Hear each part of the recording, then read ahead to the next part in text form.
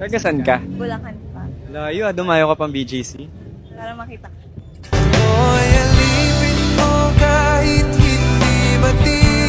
What's your name? Aubrey Velada po. Ano nickname mo? Oh. Ang hirap pa. Ob? Oh. Baby na lang ako. Ikaw ay mahalaga sa... Baby, anong ginagawa mo sa buhay? Kaka-graduate ko lang po nitong July. Public Administration. Naniniwala ka pa ba sa concept ng ligaw? Oo. Ako hindi pa talaga ako nagkaka-boyfriend since ayun talaga yung gusto kong maranasan. Traditional way ng ligaw.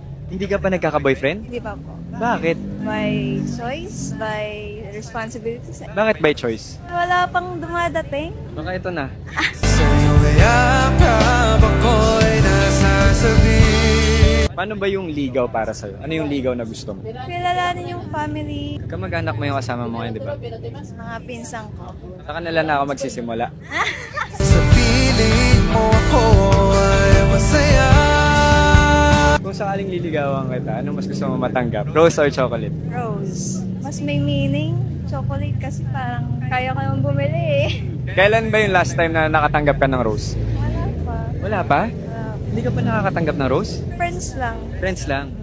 Meron akong bibigay sa'yo ngayon. Kikilig. Rose para sa'yo. First rose mo to?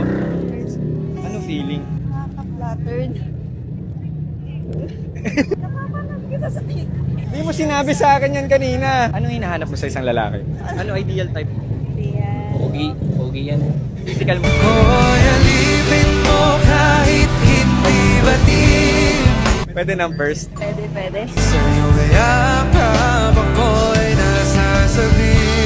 Ano yung ideal first date para sa'yo? Basta ipaalam mo na ako sa parents ko. Paano ba magpapaalam sa parents mo? Kailangan personal. Oo. Pupunta talaga akong Bulacan. Ayaw mo ba? Pag ginawa ko talaga.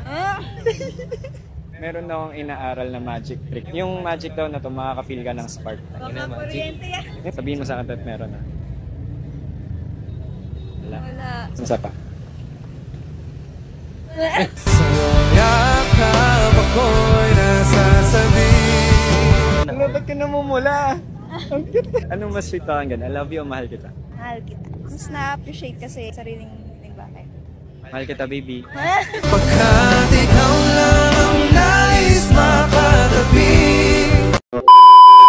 Meron ka bang multo? Past self ko, sarili ko yung multo ko. Anxious person kasi ako. Looking back, ang dami kong na-miss na opportunity. Yung iba nagawa ko, yung iba totally na-miss ko yung opportunity. Just because super anxious ako, di ko na siya nagawa at all. Ano yung mga opportunities na yon? College life, lagi lang akong bahay, school, and that's because of my social anxiety and also strict yung parents ko.